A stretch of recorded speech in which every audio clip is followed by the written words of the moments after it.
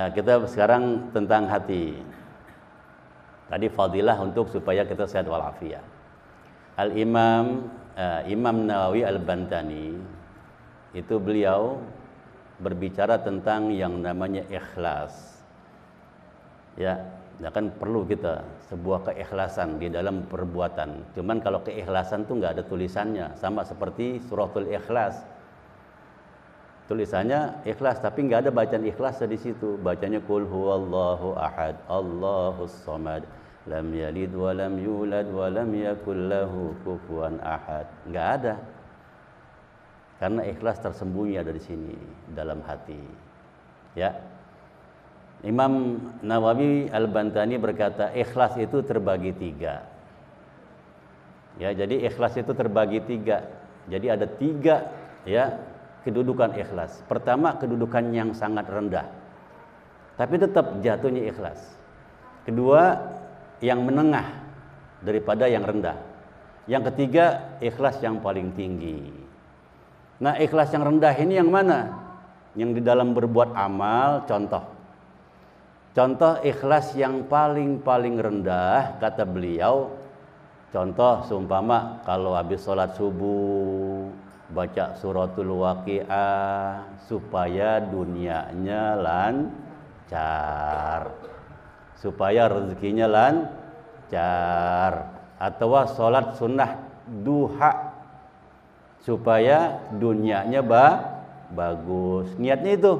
Atau dia bersedekah supaya cepat diganti sama Allah, atau dia puasain segala amalan supaya dapat kelebihan kemanfaatan. Nah, itu ikhlas kata beliau. Cuman ikhlasan paling terendah. Nah, kita ada di mana nih? Apakah kita ada di kategori yang tadi itu? Yang ikhlasnya yang menurut beliau itu ikhlas yang nomor 1 itu ikhlas terendah. Yaitu berbuat sesuatu mengharap timbal balikan dari Allah untuk kebutuhan dunia. Tapi tetap itu masih ikhlas. Bagus, itu bagus, ikhlas. Tapi yang namanya kita, yang namanya belajar kan pengen bertingkat. Nggak mau di kelas 1 aja, pengen naik di kelas 2, pengen naik di kelas 3, atau lulus dari pendidikan.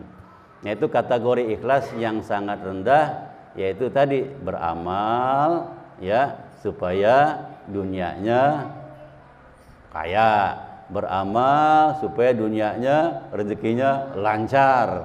Nah, itu ikhlas juga maksudnya, tapi ikhlas kategori rendah. Nah, ikhlas yang kedua kata beliau yaitu dia beramal baik, beramal soleh ya, mengharap supaya masuk surga. Jadi supaya masuk surga ini ya, supaya nggak dihukum di neraka dan masuk dalam surga. Kata beliau ini amalan kayak gini pun sama, ikhlasnya kategori kedua. Nah, kita dimasuk nggak? Apakah kita kategori yang pertama? Ya, apa kita kategori yang kedua? Ya alhamdulillah, kalau yang pertama udah pernah kita lewati, sekarang kita di posisi yang kedua, ya alhamdulillah. Nah, yang terakhir, yang paling tinggi kata beliau ikhlas, kategori tingkatan ikhlas yang paling tinggi adalah dia berbuat amal soleh, dia berbuat amal baik, tidak mengharap balasan dunia, tidak mengharap balasan sorga, yang dia minta hanyalah keridhaan Allah subhanahu wa ta'ala. Mengharapnya ridho. Dia ngaji ke sono mengharapnya ridho. Dia ngaji ke sini mengharapnya ridho Allah. Dia berbuat hal itu mengharapnya ridho Allah. Pokoknya apa yang dilakukan hanya mengharap ridhonya Allah subhanahu wa ta'ala. Nah, ini tingkatan ikhlas yang paling tinggi. Tapi kalau kita masih ada di posisi yang pertama, ya alhamdulillah, tetap masuk kategori ikhlas. Ya belajar pelan-pelan untuk naik ke posisi yang kedua. Mengharap hanya balasan surganya Allah Ta'ala. Kalau udah lewat dari situ, ya naik, coba naik ke yang 3. Apa yang kita buat nggak ada lain yaitu mengharap ridho Allah Subhanahu wa Ta'ala. Itu yang paling tinggi kategori ikhlasnya. Nah, mudah-mudahan kita bisa nih pelan-pelan, ya, bisa pelan-pelan berbuat apa segala sesuatu hanya mengharap ridho Allah Subhanahu wa Ta'ala. Ada orang berbuat, wah saya mah ikhlas pokoknya, udah ngasih ono no, wah pokoknya saya ikhlas udah bantu ono. Itu bukan ikhlas, riya namanya. Kalau ikhlas nggak bisa disebut, ya. Pokoknya tenang, saya mau udah ikhlas dah, pokoknya no, udah ngasih ono, udah ngasih ini, udah ngasih itu, saya ikhlas. Ya itu mah disebut, bukan ikhlas namanya, ya. Kalau ikhlas tidak kelihatan, ini ada di sini. Itu namanya riya. Kalau riya, nah bahaya. Amal apapun riya, ya enggak diterima Allah Subhanahu, karena menduakan Allah, mengharap pujian manusia. Ya sama kita juga nih jalan ibadah ke sini nih ngaji, yang mengharap ridho Allah. Enggak mengharap pengen dinilai orang, wah ini masya Allah ini orang rajin istiqomah apa. Jangan ngarep pontenan orang mah nggak bagus. Ngarep pontenan dari Allah Subhanahu wa Ta'ala, itu yang paling tinggi derajatnya. Ya, jadi makanya ini pelajaran hati, bersihin hati kita. Kalau ibarat ketel nih, ketel itu akan mengeluarkan isinya tergantung yang ada di dalam. Seumpama ketel itu isinya kopi, begitu yang dituang air putih apa kopi yang keluar? Atau ketel ini isinya teh, begitu yang dituang keluar kopi apa teh?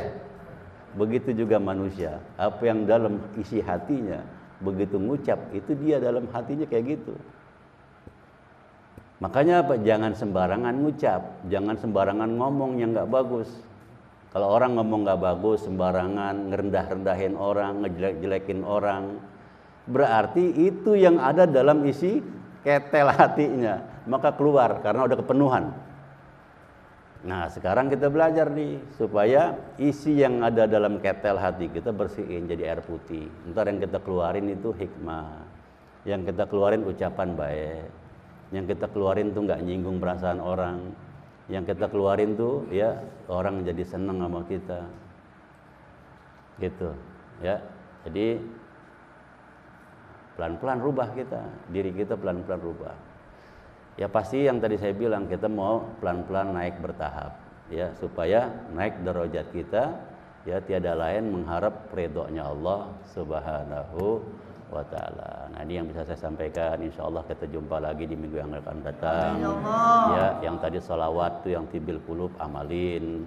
Terus juga kita berbuat, kita naikin posisi kita dari ikhlas yang pertama, naikin ke yang kedua.